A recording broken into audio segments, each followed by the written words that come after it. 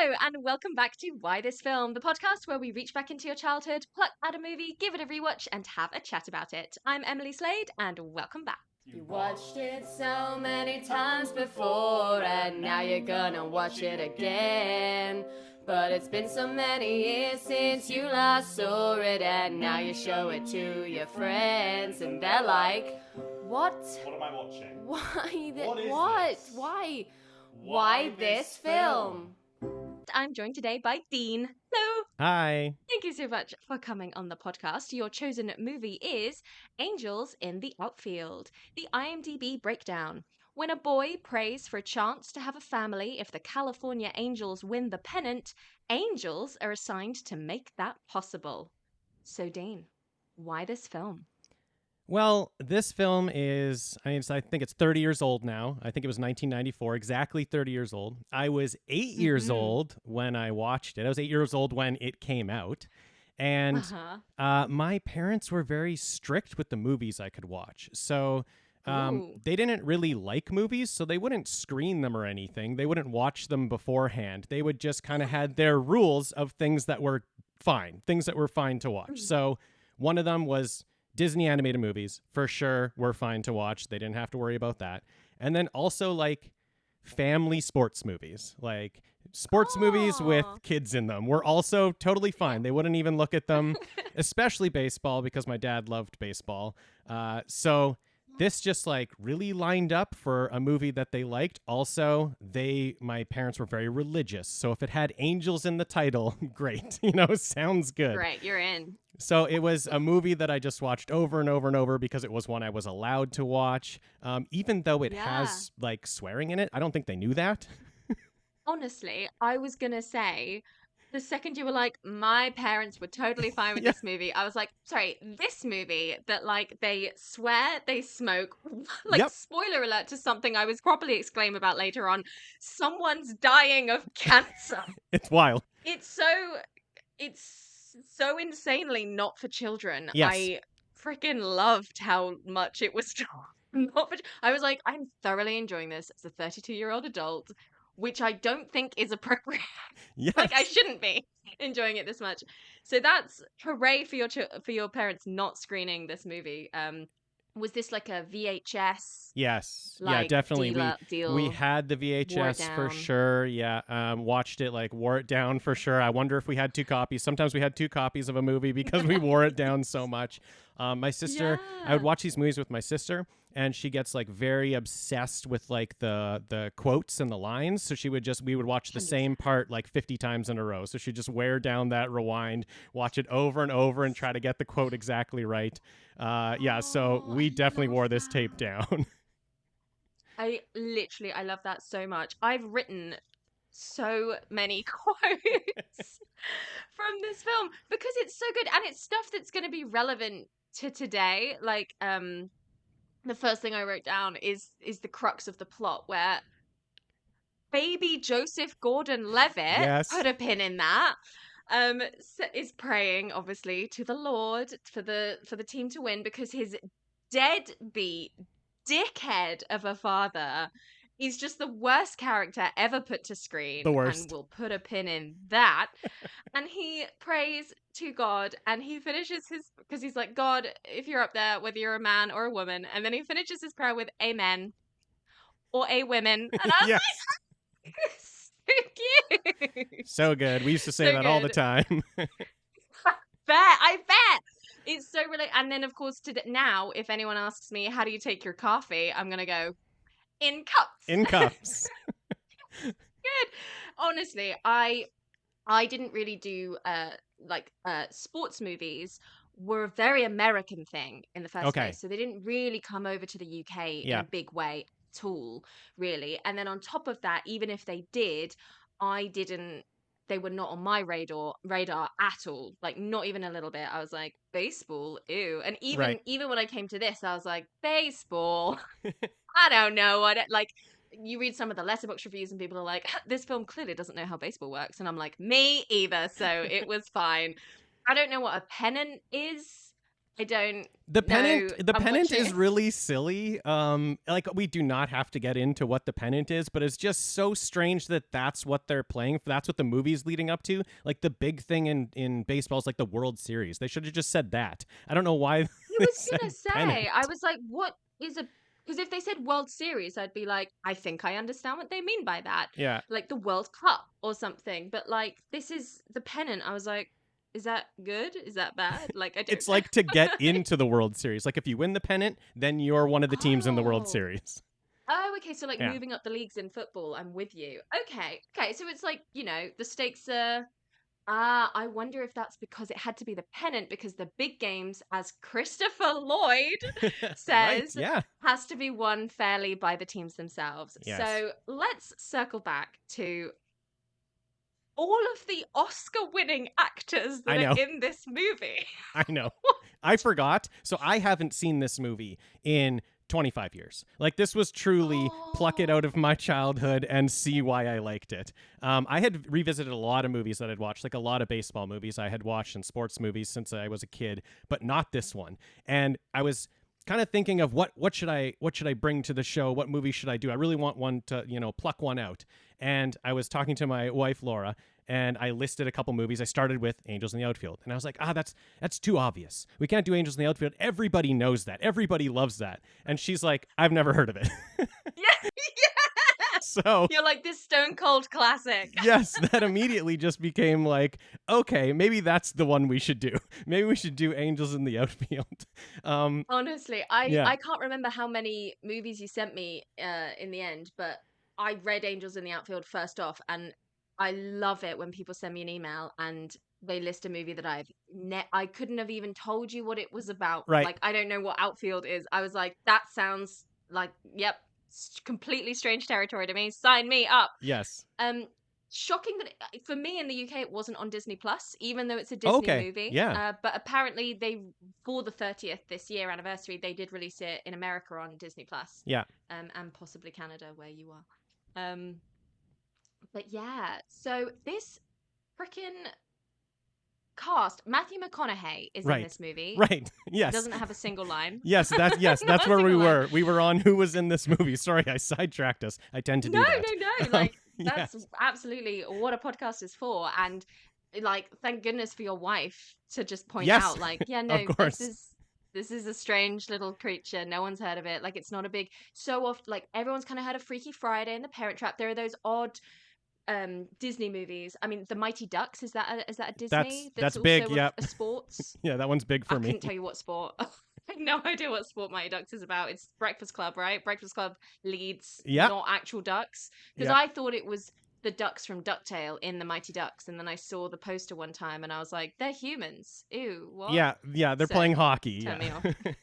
Oh, hockey. Ice hockey, as Ice other hockey. people call it. In Canada, we just call it hockey. Oh, I love that. So yeah, absolutely no idea what this movie was about. I try not to look into it too much either until I Yeah. start it. And honestly, as you start it, the credits roll and it's like Christopher Lloyd, and I'm like, whoa, okay, big guns. Because this must be post Back to the Future. I mean, it is post Back to the Future. Then Joseph Gordon-Levitt, Matthew McConaughey, Adrian Brody. Adrian Brody, like 6 pages pianist. deep into the credits. Like they're rolling at the beginning of Again, the like- movie. 6 pages deep. And you're suddenly looking, and every time I looked up, because I would like write a name down, look up, there'd be another Oscar Yeah. winner Yeah. there. Absolutely insane. Just like you said, Danny without Glover, lines. Like just Matthew covered. McConaughey has like Yeah, maybe they're a just line. there. Nothing. Yeah. It's so funny. There's a British equivalent of Band of Brothers is a TV series Okay, about yeah. World War II. It's fantastic, and it is the creme de la creme of the up and coming young British male. If you were a young British male getting into acting at that time, you're in Band of Brothers, Right. and it's really fun to watch now, like 20 years later, because you're like, oh my god, it's everyone. And for some reason, this movie is the American equivalent for the Academy Award. Wild. Equivalent. Yeah. There was a Letterboxd review that was like, there's technically like 5 Oscar winners in this film. Like, And some of them it's don't have so lines. crazy. Yeah. Yeah. Incredible. Also, expertly cast.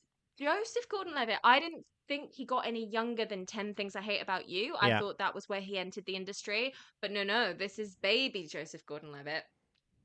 I mean, move aside all of the kids from Stranger Things. Like, baby totally. Joseph Gordon-Levitt is an exceptional actor. He carries this movie. He Yeah, truly does. absolutely He's carries the it. emotional heart. That's what you can get sometimes with these sports movies that are led by kids. You know, you liked it as a kid, but then you get into it, you put it on, you're like, ooh, I don't know, like I can't really buy this right now. This kid is not carrying the movie. Joseph Gordon-Levitt is like that is totally. He's great. He's absolutely carrying the movie. He's so good. His little baby face, like his little cheeks, he looks so young. He just plays some of these like sad parts so well. Like I welled up so many times, and it's always when the camera's on his face. Mate, I cried so much in this movie. That's another thing I was going to say. My first comment after this cast, what the hell, is who is this dickhead dad? How dare Yes. you abandon Joseph Gordon-Levitt? I am in tears. What is this horror movie you made me watch? Like 10 minutes into this film, this horrible man smoking in this lovely woman's home Yeah. with no consent given turns to baby Joseph Gordon-Levitt, who I would let get away with murder, and says, I'm sorry, it's too much like hard work. You're already Yeah. in the foster system, but I'm officially handing you over to the state. I don't want to be your dad anymore. And I started crying Yep. then. Yep. That's 10 minutes into the movie. I will cry another like 4 times. Right. Yeah. In this 90s baseball Disney movie that has the kookiest. I mean, I think it's a remake of a 1950s movie, but like I didn't look too much into that because I was like, Yeah. Me neither. no, don't care. Um, s- just heartbreaking because on the one hand, these really interestingly CGI'd angels are goofily zooming into this baseball pitch with a very like incompetent team and making them stars, and it's very silly and fun. Mm-hmm. And then whenever that action stops, some adult makes baby Joseph Gordon-Levitt cry, or baby Joseph Gordon-Levitt turns to camera and says, "My best friend who's in foster care with me doesn't like cars because he Oh, was brought up in one and had to sleep in the bit at the front on it curled up like a little shrimp, so he doesn't like them anymore because his mum then abandoned him." And I'm like, I cried. what? Like Devastating. it's so like what adult got let loose on this script and Yes. then someone was just like, yeah, that'll be fine. I'm Yeah. like, if I was a kid, I would be changed. Yes. Like changed. Yes, that is also why I wanted to do this because like I said, I hadn't seen it in 25 years. So I was starting to explain it to my wife. And as I was explaining the movie, I was like, we have to do this movie. How is this movie for kids? It is based on a promise from a father to a son that they will be a family again if the team that's the worst team ever wins. And that is not a real promise. That is an empty Yeah. promise, but the kid takes it so to heart that he prays that the team will win. Angels are sent to help the team win. The team wins, and his dad is like, "Oh yeah, that was nothing. I didn't mean that actually." Yeah, I didn't mean that. Which I'm so grateful. And again, it's because adults were part of this production and they were like, there's no way that we can let this character then turn around. You know, I had Yeah. visions of Joseph Gordon-Levitt running into the arms of this leather jacket clad deadbeat dad at the end. And I was like, I don't want that. That's not a Boo. satisfying ending to me. Like Yeah. this, I've never hated anyone in cinema more than I hate this father. Yeah.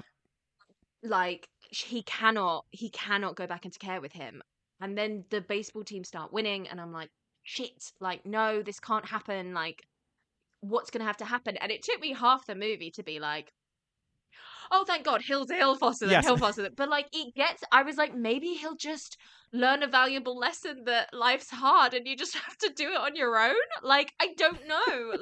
Like I know when don't they're know where setting this is when they're going. setting him up, when they're setting that father up, he's so awful. Like that first conversation they have, he's trying to tell him that he's going to be signing him over to the state, but he's not directly saying it, right? He's just like, they want me to sign some papers. Do you get what I'm saying?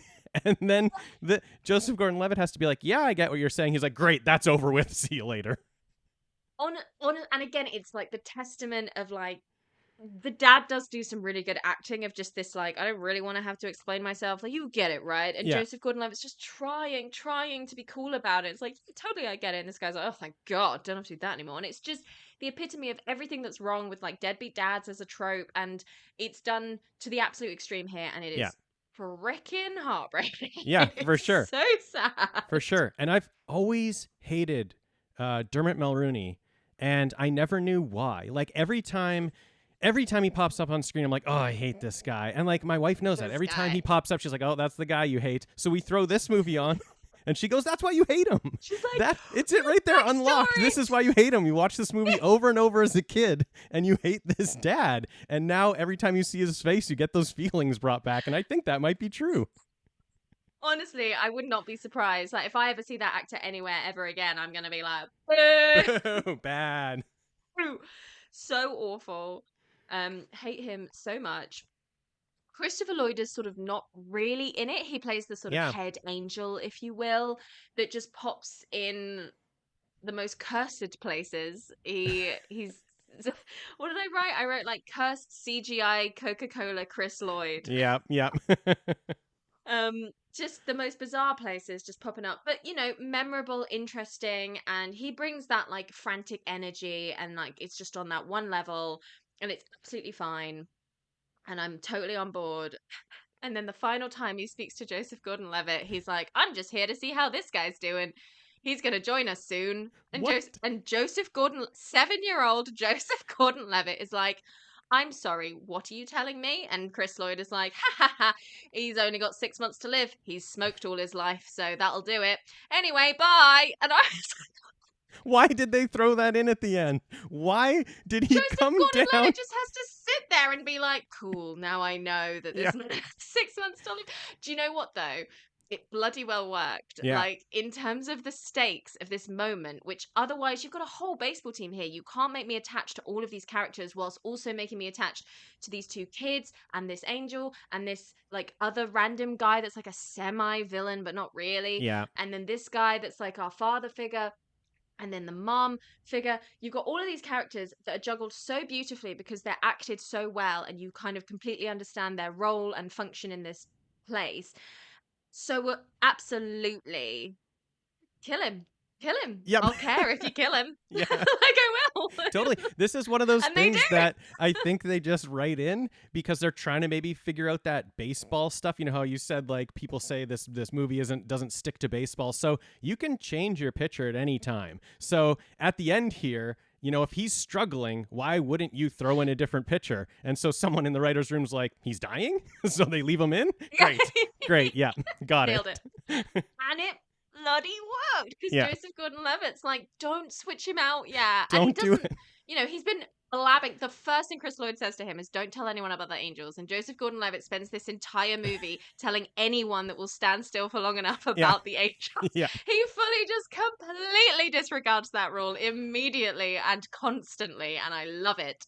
But he learns that this man has 6 months to live because he's dying of alleged lung cancer. Yeah. And he's like, just can't tell you why. You just got to keep him in, man. And honest, it fucking got me. It's everything that people think Disney are, but it does it so well. He's like, he just needs to believe. Yeah. And the coach goes up to him, and this is a character that was like, you know, a legendary character that used to be the best thing ever, and then his arm got hurt, and then he got piled on with painkillers, and his arm got like completely broken or whatever, and he's just not been the same since, and he's been having angels help him this whole time. And they kind of know that because it's all come out at the end, interestingly. But they're not helping for this final game because you've got to get into the finals by yourself. Them's the rules. Them's the breaks. Yeah. So he goes up to him. Honest to God, I was weeping. He gets Joseph Gordon-Levitt to do the like angel sign, even though there are no angels. He gets him to do the angel sign. And all of the team start doing the angel sign, and all of the crowd start doing the angel Amazing. sign, and the guy thinks he's got an angel behind him, and he like, it's just the best baseball ever in the baseball world. I don't know how sports works, but it's so I'm literally crying right now just remembering it. Like, I was distraught. Yeah. I was so upset. I was so moved. I was like, this is fucking Yeah, fantastic. Like definitely. this is such a high.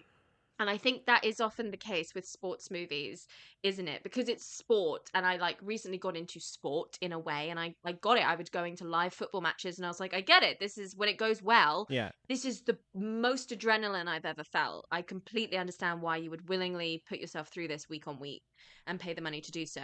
Obviously, when it goes wrong, it's the most boring, dire experience in the world, Right. but like it's worth it for the highs. And when you're having a sports movie, you can absolutely get those highs in there manufactured. And this, again, I've not seen many sports movies, but I cannot imagine they top this. I Yeah. can't imagine they do. He's dying of cancer, you guys, and all of the crowd are doing the angels. They're doing the angels. It's So the peak. It doesn't get better than that. It is the peak. Like, I was getting into watching baseball at that time, like as a little 8-year-old, just like, oh, I'm going to watch baseball with my dad and get into it. And the problem is that when you watch real baseball and you cheer for a team, your team sometimes loses and then you're sad because you're a child and you don't get that they can lose sometimes. And so you go back to these movies because they always win. He's always going to make it at the end. He's always going to make that last play. The crowd is always going to be doing the angel. It's so good. And they don't just leave it at that. They don't just leave it at the angel and he makes the play. But then at the end, the coach tells him he did it and he didn't have an angel. And Tony Danza just so excited. So excited. Like he just plays that one little moment of being so excited that he did it himself. Like, yeah, angels can take him now. He can go. You know, maybe he doesn't need the 6 months. Take him now. It's his high. Like, yeah, just take him now. Like, I'm so glad they didn't have him die on the pitch. I'm so glad they Oh my gave us the 6 goodness. months. Honestly, when that first came Yeah. out of Chris Lloyd's mouth, I was like, I beg your fucking pardon. This is a Disney movie. Yeah. Do you mind?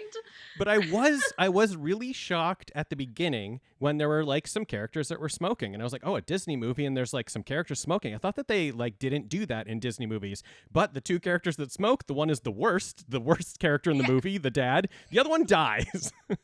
Yeah. So I guess they got their It's point so true. across.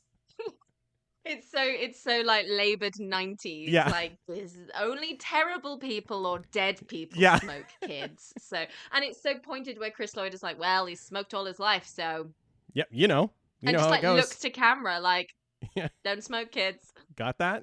Honestly, it would have worked if I'd have seen it. I would have worked. Oh yeah. Yeah, just the absolute roller coaster of emotions, the highs of the sport and then the lows of the like traumatic foster care plot. Yes. It just every time like they come home and their like third foster care guy Miguel has been taken into care properly officially, so he's not there anymore. It's just a lot of children, especially baby Joseph Gordon-Levitt, crying, and I find that really upsetting. I know, and I think they play that like the family. They play family as being so important in the movie, and they really get it across because this Miguel kid is like awful to them. Like he's awful, especially to the younger kid, JP. And when they come home and find out that he's gone and they're not going to be with him anymore, the little JP goes off crying because he really liked Miguel, the guy who only was mean to him every time we saw him on screen. They just love like they just want a family so badly that it doesn't matter if that brother is mean to you. They want that brother, and I think they really succeed in those scenes, which is why I feel like as a kid I was really sensitive watching movies. I cried a lot watching movies as a kid, and I just feel like I was probably just bawling and connecting with the movie in these scenes especially. Oh my god, 100%. And it's so true. Your siblings are horrible to you, but you still like love them, and if they were to be taken away from you, you'd be like, sorry, what? I'm 7. Yeah. I can't You deal can't with do this. that. You can't do that to me. It's so sad. The sadness is so sad. All of my notes are just this movie is so sad. And then there'll be a moment of like, and again it comes back to Joseph Gordon-Levitt back when that balancing act, a moment of pure physical comedy. Yeah. And the timing is just perfection. So the coach has this like lackey who has to babysit the kids, and there's a running joke that he can't overhear the conversations about angels, so he constantly has to be distracted by getting food, getting drinks, like all of this stuff. And he sits on the nachos, and it's genuinely really funny, and like they pour mustard on him. and they squirt mustard onto his shirt, and he like looks at them, and they both like turn away with this like comic timing Yes. that is so, it made me laugh out Yeah. loud. I was like, this is genius, these kids. And I don't think JP, I only looked on Letterboxd to be fair, so he might have had a stunning television career, but I don't think he was in much after this.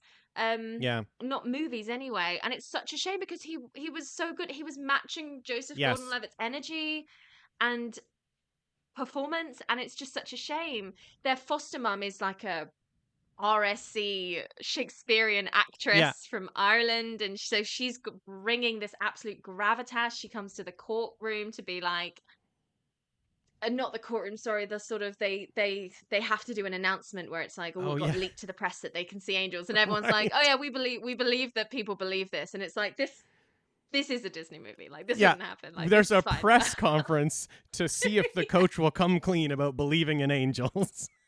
And if not, he's fired. And everyone attends. All the media attends. All the players attend. Everyone's our packed house for this press conference. So real. Which is so funny. But then it also brings us another brilliantly emotional, weighted scene, because she stands up and delivers this wonderful monologue about how, like, players can believe in God on the pitch in front of the eyes of the public, and none of you bat an eyelid. But as soon as you transfer that to angels, suddenly it's a laughing stock. What's wrong with all of you? And then all of the baseball players stand up, all the Oscar winners stand up and get their one line of like, Yeah. I believe in our coach. And you're like, yeah, you do.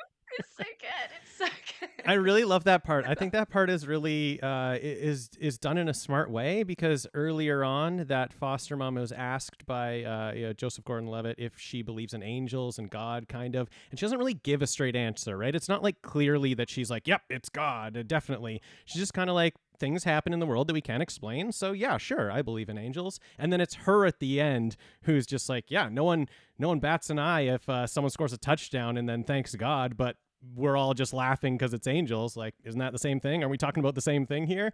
I like that. I Yeah. thought it was really good. It's so good. That's it. She says, what are angels if not on the same team as God? They're all on the same team, and you're like, she linked it to sports. She doesn't like baseball, but she knows. She gets it. She won't go to a single game, but she gets it. I love that as well, that she's just like, no, I'll stay in. She's like, don't really like baseball. No, I'm good. Don't like baseball. There's two wonderful characters, and I could not wait for the comeuppance of one of them. The radio host. Yes. They're like the commentators and the co-commentator. And the co-commentator's this like lovely young handsome guy that's like put upon by the main one, who's used to be a baseball player, of course, and potentially injured Danny Glover's like ruined his career by injuring him on the pitch back in the day, and now he's become a commentator who seems to hate the team that he commentates for, which is super fun. Yeah. So he's not as bad as the dad, but he's like up there, and he's just trying to cause trouble, and he's constantly flicking the mic off the other co-commentator, being a dick. And it is so satisfying when the big old manager comes in at the end and just goes, "Hey, you're fired." And I was like, so great. And also, this guy's bad because he drinks. He drinks while he works. Yes. So another Disney thing, that this guy's pouring alcohol into his coffee mug. He's a bad guy. He's a bad one. And I like that he actually gets fired because he's bad at being a commentator, because he hates the team. Like you said, all of his comments are just negative about the team. And the owner has just had it at one point. That owner seems to like not care throughout the movie about the team very much, but then at that moment he's like, no, I've had enough of this guy. Maybe it's time for some positive people on the radio, and he fires him. And it's a great moment. That's wonderful. It's also really interesting just to see from a logistical point of view.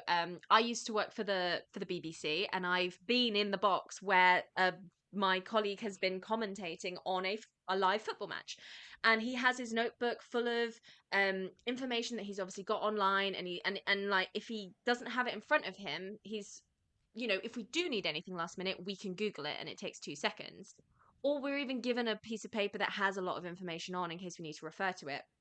These people in 1994 don't have the internet, so they're just trying to be like, oh, he hasn't pitched first since and they're having to pick up like baseball encyclopedia of the Yeah. 1990s and flick through and be like 1987, it's 1987, and that frantic sort of research aspect behind the scenes is so fascinating just Yeah. from like a logistical point of view to see. Totally, yeah, and like it happens more than once, so it's not just like one time. He's always struggling to get like the stats. He's always turns it off and he's like, it's dead air, give me something. Like, I don't know the stat, I'm hanging here. And And again, it could be an indication that he's poor at his job, that he Totally. should have done the research ahead of time, but also just that genuinely they had to flick through books. Yeah, they have to do that for sure. Like, that's what the one person in the booth is for. You know, I think she's the one that's like flicking through stuff to find stats for them, but he is just so rude to her. Like, that's what you get from him. Yeah. Is just he's throwing things at her, he's yelling at her. And I like that it happens more than once because, again, as a kid watching baseball, I always wondered, like, these people just know everything about baseball. How do they remember everything about every player? How do they know that? But it's just like they're getting handed like the stat to read out or whatever it is because someone's back there flipping through books. Yeah, really liked actually seeing a lot of it, and that it came up multiple times. It wasn't just like a joke once. It's like, this is how it works in that booth. This is baseball. They're always doing this. Yeah. It's so good. Really loved getting the like I don't know what it is. They're like, oh, let's go play baseball, like that, like do Right. do do do Yeah. do, like the Americanisms of that. There's like a montage set to that song, Yes, which yes. might be heavy-handed and obvious, but I was like, it seems appropriate. It's about great. baseball, and that's the Yeah. baseball song. Yeah, it's I great. also truly, and I got a lot of this with the Olympics this year, and I cannot wait for next time. It's going to be even more. I frickin' love the American national anthem. We yeah. have such a boring one, and I never get tired of hearing the American one. What's the Canadian one like? It's good. I like the Canadian one. I do hear the American one often because like we have an ice hockey team really close to where I live that's in like the NHL, the major league, and they play a lot of American teams. So we get both anthems for the game often. I have to say I like the Canadian one better, but that's just because I'm Canadian. But I do like the American national anthem. My dad loves it. He sings along at the games. Like, he's the only one who's like sitting there singing along with the American. Like, we all sing to the Canadian anthem, and he's singing along to the American one just because he loves it. So yeah, it is a good anthem. Banger. Like, it's an undeniable banger. Like, when I'd hear it, if they got to the podium this summer, I'd like run into the room to be like, yeah! Awesome. So shout out to that. So many comments of just, why are you making Joseph Gordon-Levitt cry, you monster? Yeah. Oh, and Danny Glover has the best, like, teary, glassy-eyed look. Yeah. Like, the eyes fill to the brim, but they never quite break, and it's perfect. Yeah. It's so good. I hope it's on his CV. It's so good. His character obviously has the biggest turnaround in this movie. The first time we see him, he fights his own player, which is very funny because in baseball, sometimes you have opposing players fighting each other because they think, like, you can hit someone with a ball and it can be an accident, but someone can think it's on purpose. So then they start to argue, and then the bench is clear and everybody's fighting. And in this movie, it starts out with just Danny Glover fighting his own player. So the other team starts running out until their coach says, hey, we're not in that fight. None of us are in that fight. And they're just so confused and they go back to the bench. But yeah, that starts out his day. Then he punches a reporter who's talking to him about the game. He's throwing things in the dugout. He's swearing in the dugout, or in the whatever, the change room. He's like throwing bats around and everything. Like, flips the table. Fully wallops that guy from the MCU with a baseball bat. Yeah. And we'll get pin in that guy because we got to get back to that guy. Yeah. But yeah, just to hit like that's his first day. That's his first day on this movie is just punching people, fighting people, throwing stuff. And in the end, he's gonna adopt 2 children. He's gonna be the absolute hero of the movie, and he is. Like I believe it. I believe he went that far just by 100%. having these kids in his life. That's all it took. And by the end, when he's Honestly. adopting, he's the hero. The desperation of like just thinking that Joseph Gordon-Levitt is just this good luck charm, Yeah, and then like yeah. slowly coming around to believe. I honestly didn't take away that I should believe in God from this movie. Like that it didn't felt any like it didn't feel propagandary to No. me. It just felt like there's some angels, and I'm like, yeah, fair enough. Yeah. Seems legit. Yeah, I love, like I'll you said, allow it. I love the desperation of the good luck charm. Like he doesn't know what to do. Like he can't win it all. And Yeah. he won one time when this kid was there, and the kid kind of said some things about the players that were good. So, maybe bring him back. Maybe he knows some other players that are good. And at some point, Danny Glover just thinks he can spot the players that are going to have a good game, right? Which is so funny to have like a 7-year-old be your person who's giving you advice for the game. He's managing the team until he But eventually, it's like, so I guess, just believes that these things are happening. It like you said, yeah. you don't really know. Like everyone's saying it by the end, but it's almost just like that's the cool thing to say is that we believe in angels. 100%. And I it works so well as well in that the team are called the Angels. Of course, yeah. So you can believe in angels. You can believe in the angels. Yeah, Like yeah. we just because it's the Ted Lasso effect in a way, isn't it? Yeah. Like it's not even that like yes, obviously angels are on the pitch fully helping. That's canon.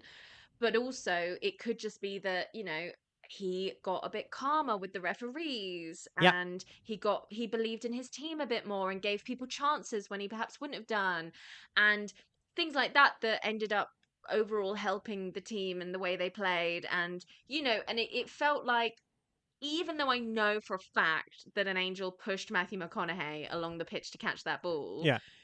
he only really needed to do it the one time, because Right. by the end, Matthew McConaughey is, and honestly, the like plants and payoffs of this whole movie is on. I'm obsessed with that, Yeah. and there are so many in this movie. Just every 10 minutes there's something, and at the end Matthew McConaughey is diving for those balls with no angel assistance. He's pitching with no angel assistance. Like everybody's just doing better because they like trained harder, because they believed in themselves, and it's so wholesome. And the biggest payoff is, of course, the very first time he's like, Joseph Gordon-Levitt, can you come to the baseball batch and like judge things for me? And he's like, can JP come too? And he's like, yes. And then at the end of the movie, he's like, Joseph Gordon-Levitt, can I adopt you and be your father? And he's like, can JP come too? And he's like, of course he can. And JP goes through a transformation where he doesn't like strangers, he doesn't talk to strangers, and then by the end he's having full-blown conversations with the coach, and it's just so heartwarming. Yes, I love the line there at the end when Joseph Gordon-Levitt says, I can never leave JP. And, Joseph Gordon-Levitt says, I can't leave JP. And Danny Glover says, I could never leave JP. He's coming too. Like, it's so good. It's such a good moment. Yeah, that that kid JP coming from being so nervous to talk to strangers to just loving this man being his dad. Such a good turnaround. I want to go back to the confidence all the players have, because you're bringing up all the best points here, all the good points, because we have to believe by that final game that they could actually win without the Angels. So how are we going to believe that? They got to do some stuff on their own along the way. So that montage of all the baseball scenes of different angel stuff happening, sometimes there's not angel stuff happening. Sometimes Danny Glover looks over to Joseph Gordon-Levitt and he's shaking his head. No, there was no angel on that. And sometimes it's plays that are like amazing. Like in one of the plays, they were just throwing the ball all around like it was stuck in someone's glove. They threw their glove. It was just like thinking outside the box, and they made a great play by themselves. So yeah, it's the confidence. It is the Ted Lasso. It's the believe. It's all about the believe. Yeah. Like believe in the angels, but not really. Like believe in yourself that you can do it and you can make the play. they're on such a losing streak that they don't believe in themselves, and then they start to win with the angels, and by the end they're making amazing plays in the field without those angels because they believe they can do it. It's so great. Yeah. Yes. It's such a good It's setup. perfect. It's the perfect movie. It truly is. Should we loop back around to MCU guy?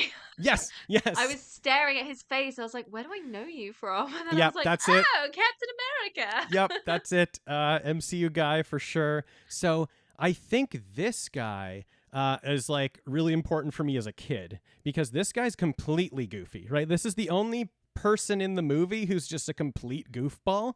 I think his name's Yes. Bass in the movie. And after that scene that Danny Glover is just yelling at everyone and calling them like jackass and he's swearing in this scene, then that guy gets, hit with the bat, and then he kind of does like he faints or something at some point. And so he's like the comic relief if you were to be a kid watching it and maybe getting scared at Danny Glover for yelling and swearing, and you're like, oh, I don't know if I like this too much. Boom, he's in there for the comic relief. And he does that a lot where, there's something happening and then he's there for his goofy one-liner. So every time he's like I said, I hadn't watched it in 25 years. Every time he said a line, I was like, I know exactly what he's about to say. Like, I know exactly how he's going to relieve the tension right now. I think I really like that guy, even though he's completely a goofball. I really liked him. It's so true. It's so appropriate. He's the gargoyles in Hunchback of Notre Dame, where like we've burned Paris and we've kidnapped, Esmeralda. But hey, the gargoyles are gonna sing a song now. So as a kid, you're like, oh, phew, great. Save the steak for later. Yeah. And this is that guy, and he's got the perfect face for it. Oh, he's got such a wide, expressive face with a furrowed brow and like cute curly hair. He's so like musical theater in the way he looks. And yeah, I remembered everything. The way he was like chewing gum. He's got all of these like ticks on the field that are so memorable and so fun to watch. And he does it so well. Again, everyone just exudes the right energy at the right time in this film. It really is. I'm gonna like call it a forgotten little gem because I can't imagine many people, no one, Joseph Gordon-Levitt isn't out here being like, hey, you know what Disney Plus needs? A sequel to Angels in the Outfield, which, to be honest, one of my comments was, I want a sequel with Joseph Gordon-Levitt, all grown up, dealing with the trauma, dealing with how he dealt with foster care, how he perhaps did it by thinking he thought he believed in angels at the time. How growing up in that household ended up being where JP is at now. Like, I watched the shit out of that. Totally. Like, give it to me. Yeah. Joseph's not doing much. Is he? Definitely. He did a Batman. He's sort of off the rails now. Not off the I don't know what rails. I don't know what he's doing now. I feel like he's not doing much. He should I would Mm. definitely watch that. Like, and have like a similar tone, like you're saying, like this movie has that serious tone to it, so you can do that, and then you can also do the baseball stuff, and you can do the goofy stuff, and you can do the fun stuff. I think that's what it is about this movie. It kind of mixes all that. I liked a lot of other perfect family feature. Yes, I liked a lot of other baseball movies, but they're just goofy. They don't really go into the serious part of it, which for some reason was something I really liked as a kid. I liked to get emotional in a movie, and I don't know why, but like that's why this one really clicked. The movies are always better when they're dark and they're emotional because then the high of getting out of that darkness is so much higher. Like because I'm a girl, my back-to-backs of crying sessions were The Secret Garden and The Little Princess from the early 90s, and they're horrendous. One of them is a literal gothic horror, and the other one not only made it 10 times worse by having the doll being called Emily. It's so traumatizing. She's like, remember Emily? It's like pouring with rain. Everyone's like a bit too cruel. Nowadays, I feel like such an old person being like, they don't make them like they used to. But everyone's so much more reasonable and kind and thoughtful in your movie, and like even your villain has to be like gray, and these were gray villains. They weren't black and white at all, but they were human. And when you make your cartoon characters human, you get a really good movie. See Zootopia. I really like Zootopia. And I think it's because they lent into making those characters more human than animal in a way. And then when you make your human characters like cartoon characters, which feels like every Disney live action that's coming out at the moment. There's no nuance there and there's Yeah. no enjoyment. And kids aren't stupid. They understand emotions, and it might even help them deal with their own emotions. Yeah, that's a good point. Like I like the comparison to Little Princess. That was also a movie that me and my sister would watch a lot of, and we revisited it a couple of years ago, and I was just watching it, being like, "This is devastating. Like this is So so sad. It's so devastating sad. for children." But yeah, very similar things. Yeah, very like similar importance put on family, which I really like, Yes. and I really like that. I really like found family movies, just like, I literally was yeah, gonna say it's the found family, it's the and people that's around you that are so making your wonderful. family. And I also have loved those types of movies being an adult, and maybe it comes back to liking this as a child, because yeah, Yeah. anytime a movie's a found family, I'm all over it. I love it. I love that idea that your family is, yeah, the people that love you, that are around you. It doesn't necessarily have to be your blood. Yeah, it just hits that. It hits all those feelings. 100%. I was so, yeah, so pleasantly surprised with how much I cried and how Yeah. much I loved it. Yeah, and as the other things that are in there as a kid, you kind of talked about David, who's this guy that's the, I don't know, yeah, like you said, the lackey of Danny Yeah. Glover, who's supposed to look after the kids, and all those antics. I loved as a kid. All those lines I thought were so funny. I thought nacho butt was the funniest thing anyone could say. And the It funniest is the thing funniest thing that anyone can say. the funniest thing that could happen. I just wanted someone to sit on nachos and actually be able to see it. I just thought that would be the funniest prank, to sit on nachos.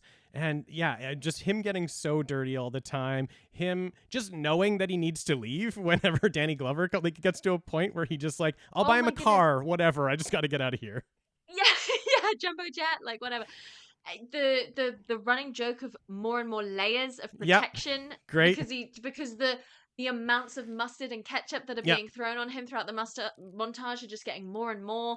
And then the elation, decked out in full Angel's gear Yes. with the halo at the end as he joins in with Yes. the angel waving. Great.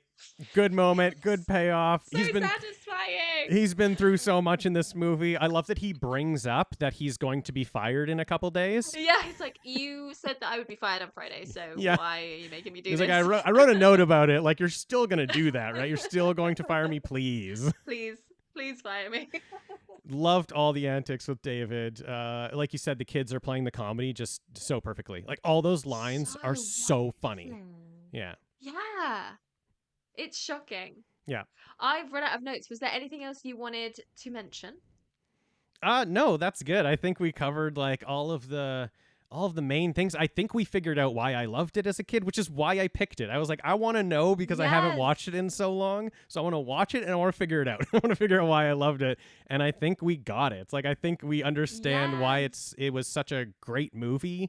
For me, definitely as a kid, when I wasn't allowed to watch too many things, this kind of brought, like, I think I wasn't allowed to watch a lot of these movies that were this serious and that were this sad, and so this one kind of gave me that. This was kind of my sad movie. Yeah. So Yeah, it yeah, snuck loved in it. there. Yeah, love this movie. Oh, yay. Thank you so much for introducing it to me. Thank you so much for coming on the podcast.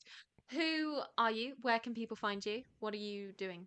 I'm on a couple of podcasts.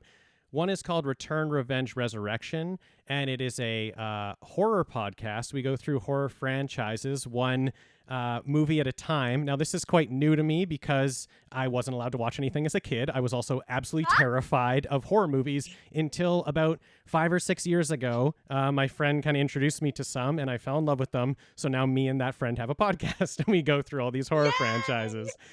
So yeah, that's really fun. Those episodes come out on Thursday, and then I'm also on a podcast with my brother called Talking Back.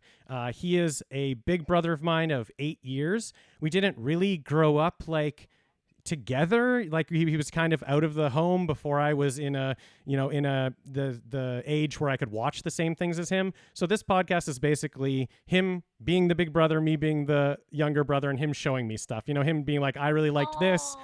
I really like this movie. I really like this comic. Let's talk about it together. So those episodes come out on Monday. Yay! Brilliant. Well, thank you so much. Thank for you, coming Emily. on. Thank you so much. I really, really just want to say that I love your podcast, and I liked to remember watching movies as a kid. Like when I started listening to your podcast, I didn't really think about that too much. I didn't really think of like movies that I watched as a kid. And after listening to your podcast, I was like, oh, I want to revisit some of these. And they've just brought like great feelings. It's awesome to go back and see like how you got to the place you are and why you like the things you do. So yeah, I just want to say that I really love your podcast, and thank you so much for having me on. Thank you. Oh my God. Thank you so much. That means so much. That's literally why I do it. So I'm so pleased that you managed to get that. My face literally hurts from smiling so much. I'm like tour guide Barbie. Oh, thank you so much for listening, and we'll see you next time on Why This Film. Bye.